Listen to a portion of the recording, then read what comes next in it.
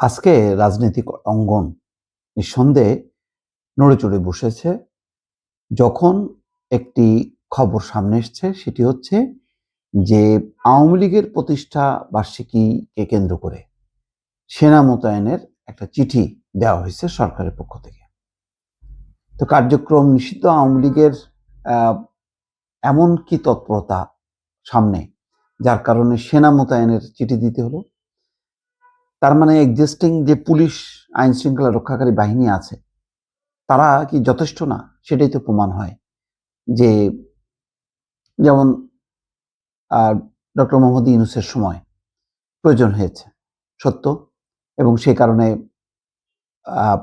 ঘন ঘন বিভিন্ন জায়গায় সেনা মোতায়েন করতে হয়েছে। আইন শৃঙ্খলা পরিস্থিতির অনেক গুলো ঘটনায় সেনাবাহিনীর সদস্যরা যে সামাল দিয়েছে। তো এখন কি সেই রকম অবস্থা? কয়েকটা মিছিল দেখা গেছে গাজীপুরের দিকে, পুলিশকে উদ্দেশ্য করে বলতে শোনা গেছে, হ্যাঁ, যে আগে না বাড়তে মাইরে ফেলাবো, এরকম।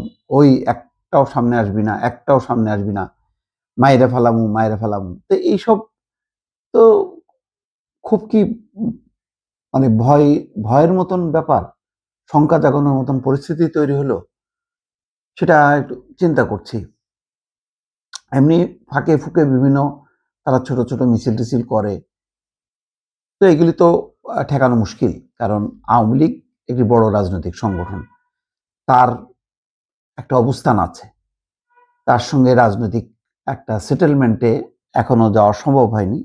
সেটা সরকারকে দোষ দিব না, এটার মূল দায়িত্ব ছিল আওয়ামী লীগের। আওয়ামী লীগ কিভাবে রাজনীতিটা করতে চায় সেই রূপটা এখনো প্রকাশিত না। সবচেয়ে বড় কথা হলো যে তাদের বিরুদ্ধে গণহত্যার বিচার চলছে। সেই বিচারে শেখ হাসিনার ইতিমধ্যে দণ্ড হয়েছে, মৃত্যুদণ্ড হয়েছে, অন্যান্য নেতাদেরও দণ্ড চলছে। এই অবস্থায় আওয়ামী লীগ স্বাভাবিক কার্যক্রম করবে এটা মনে করার কোনো কারণ নেই। সুতরাং সঙ্গত কারণেই সরকার তার যে নিষেধাজ্ঞা তার কার্যক্রমের উপর ইউনূস সরকার আমলে সেটি বহাল রেখেছে। তো এর মধ্যে নির্বাচন হয়েছে, নির্বাচনের পর আওয়ামী লীগের সেই অবস্থানটা একেবারেই শূন্য একটা অবস্থা দেখা গিয়েছিল, যে কোথাও কোনো তার কার্যক্রম নেই, সারা শব্দ নেই। শেখ হাসিনাও কোনো অডিও ডায়লগ দেয় না, ভাষণ দেয় না।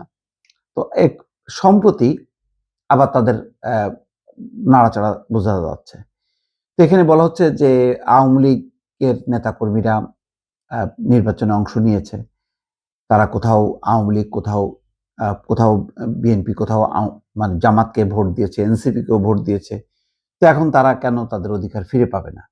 অধিকার ফিরে না পাওয়ার মূল কারণটা হচ্ছে যে আওয়ামী লীগের এই নেতৃত্ব যদি শেখ হাসিনার আওয়ামী লীগের সাথে যুক্ত থাকে, এই কর্মীরা, তাহলে স্বাভাবিকভাবে যেই গণঅভ্যুত্থানের মধ্য দিয়ে যারা ক্ষমতাচ্যুত হয়েছে, যাদের বিরুদ্ধে গণহত্যার দায়, দুর্নীতি, লুটপাট, অরাজকতা, টাকা পাচার রয়েছে, সেগুলিতে এত সহজ না, এত সহজ না। আওয়ামী লীগ নিজেই বিএনপি এবং জামাত ইসলামকে মানে কোনো অভিযোগ না থাকা সত্ত্বেও তাদেরকে বলা যায় প্রায় নিষিদ্ধ করে রেখেছিল তাদের কার্যক্রম। তো এত অপরাধের পর আওয়ামী লীগের কার্যক্রমকে উন্মুক্ত করে দেবে এটা মনে করার কোনো কারণ নেই। কিন্তু একটাই জিনিস যেটা, সেটা হলো যে তাদের এই শক্তি বৃদ্ধির নেপথ্যের কারণটা কি? এখানে যে চিঠি দেওয়া হয়েছে সেনাবাহিনীকে, তাতে দেখা যাচ্ছে ঢাকা, চট্টগ্রাম, গাজীপুর মহানগর, নারায়ণগঞ্জ, গোপালগঞ্জ এবং ফরিদপুর জেলায় আইন শৃঙ্খলা রক্ষা, জননিরাপত্তা নিশ্চিত করা এবং জনগণের জানমালের সুরক্ষায় 9 দিনের জন্য প্রয়োজনীয় সংখ্যক সেনা মোতায়েনের অনুরোধ করা হয়েছে। 22 থেকে 30 June in aid two civil পাওয়ার হিসেবে সেনা সদস্যরা কাজ করবেন বলে চিঠিতে উল্লেখ করা হয়।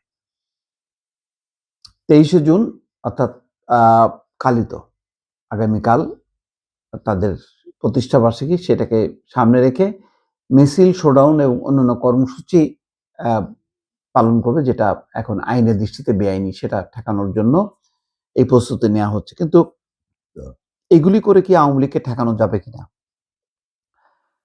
আর আওয়ামী লীগ তার অবস্থান থেকে যদি বিচ্যুত না হয়, তাহলে এটা বোঝাই যায় যে ক্ষমতাসীন বিএনপি সরকারের সঙ্গে এবং ক্ষমতার বাইরে বিরোধী দল জামাত, এনসিপির সাথে এবং বিএনপি এই দলগুলোর সঙ্গে মানে সামনে বিরোধ, সংঘাত এটা অনিবার্য।